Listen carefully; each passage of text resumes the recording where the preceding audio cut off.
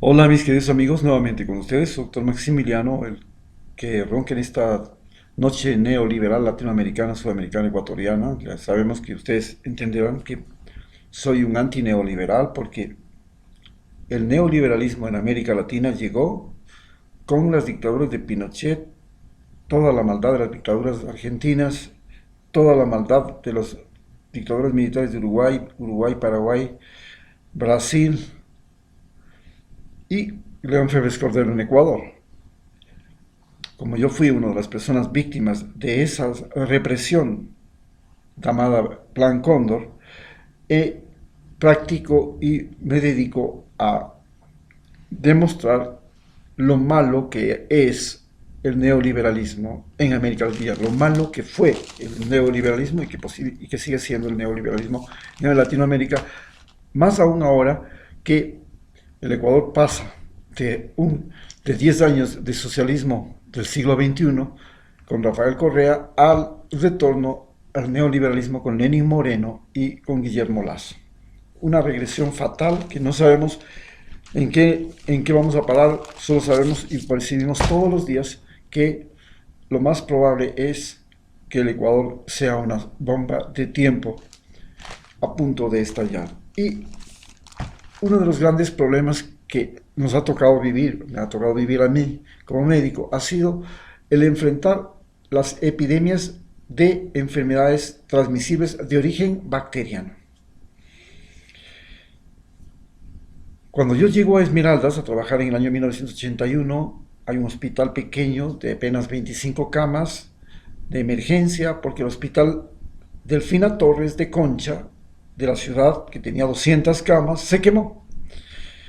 Y para esa ciudad de 200.000 habitantes había un pequeño hospital de 25 camas, donde el día que había un accidente de tránsito y el bus se chocaba, se volcaba, que era lo más común en las vacaciones, en los feriados, el hospital simplemente colapsaba.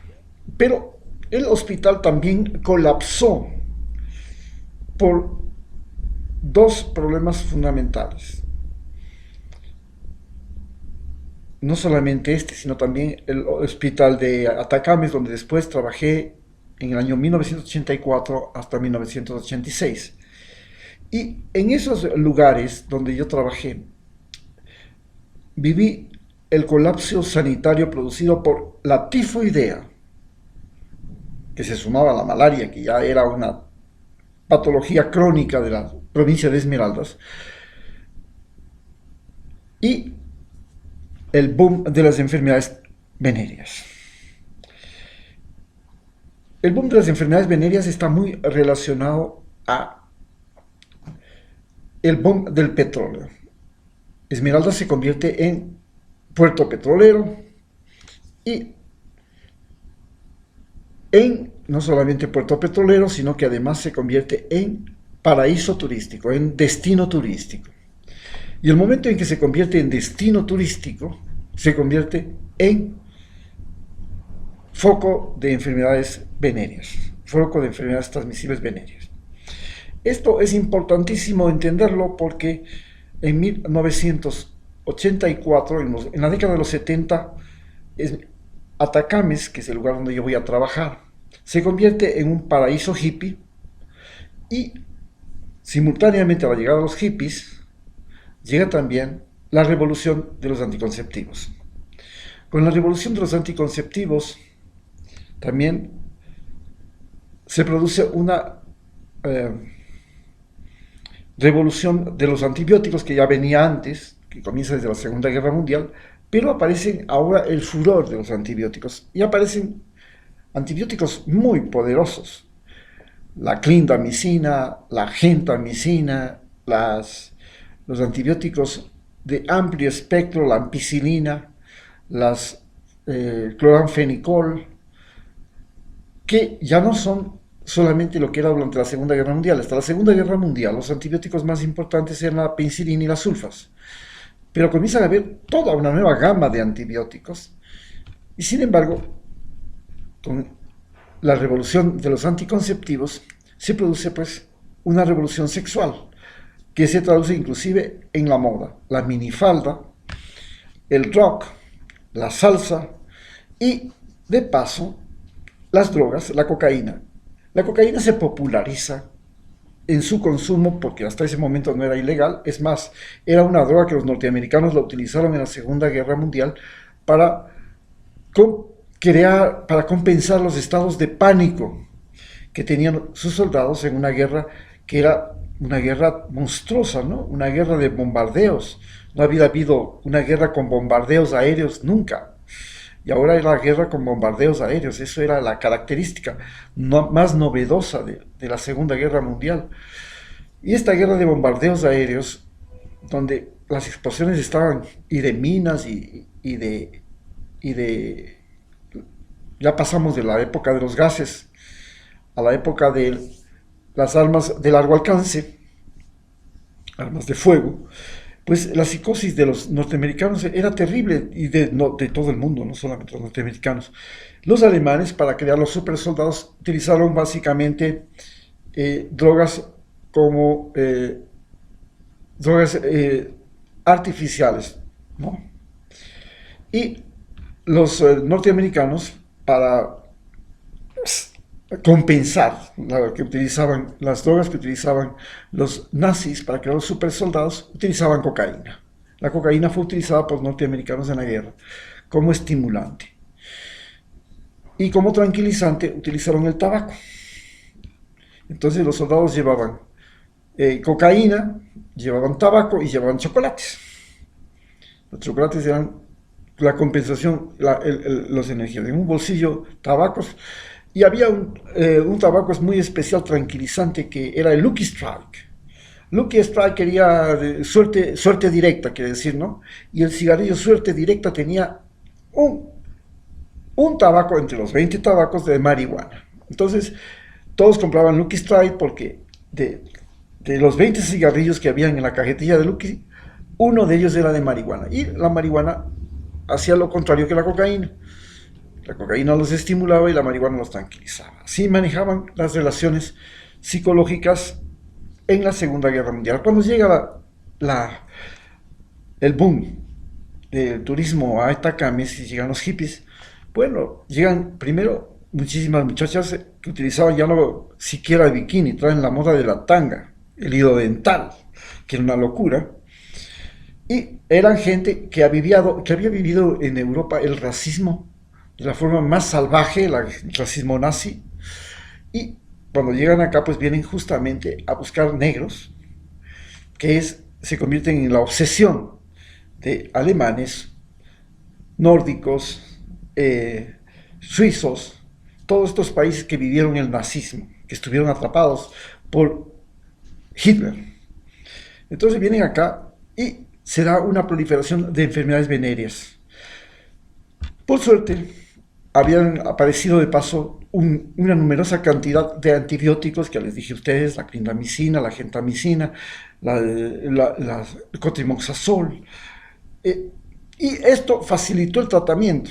Las penicilinas, la penicilina benzatínica que permitía una actividad antibiótica hasta por 40 días. Eso era sensacional. Es decir, una sola inyección y tenía un efecto de 40 días. Maravilloso.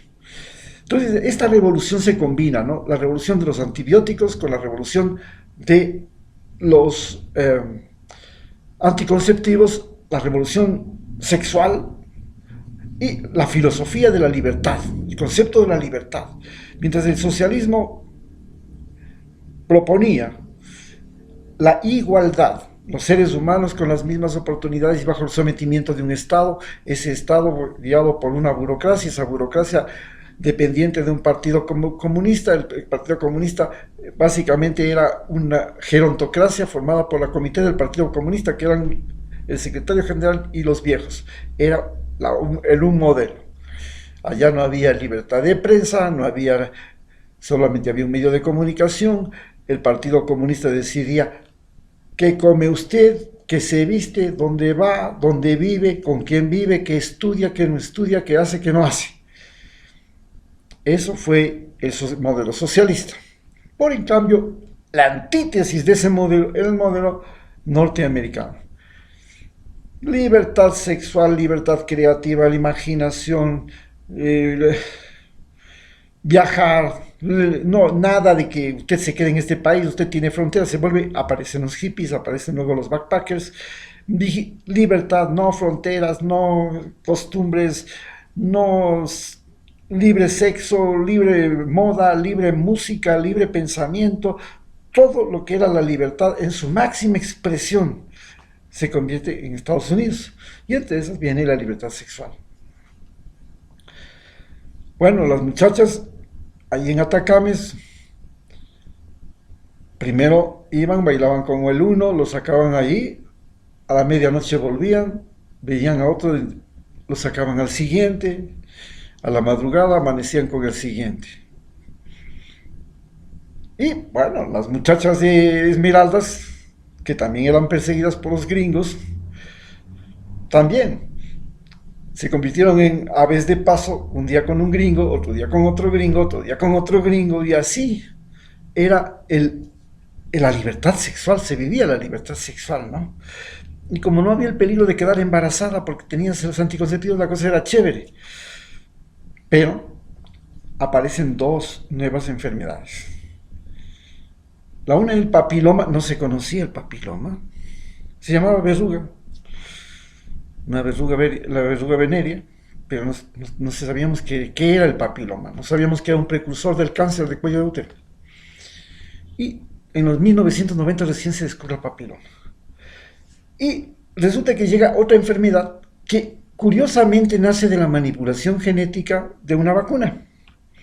Se coge una vacuna para la polio, se la incuba en el medio de cultivo de la vacuna es riñones y cerebro de mono, y resulta que el cerebro, los riñones del mono habían tenido un virus, el VIH, y ese virus a él no le hacía nada, pero el rato que se pone la vacuna de la polio inyectable a los seres humanos, se produce una epidemia, la epidemia de la polio. Pero el problema de la polio, de la epidemia del VIH, del SIDA, pero el problema del SIDA era que esta enfermedad nadie sabía que existía, sino hasta 10 años después.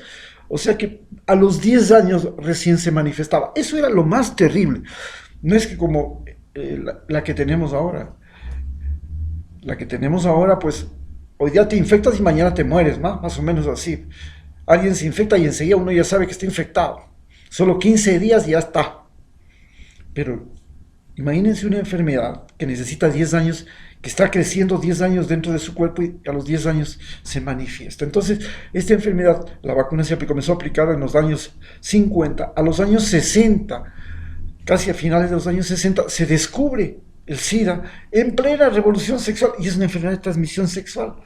Y se comienza y se crea lo que se llama la epidemia de SIDA, que la vivimos hasta el día de hoy y que es la enfermedad que más seres humanos ha matado en la historia, desde la Segunda Guerra para acá. Ninguna otra enfermedad ha matado tanta gente como es. Cambió los hábitos sexuales,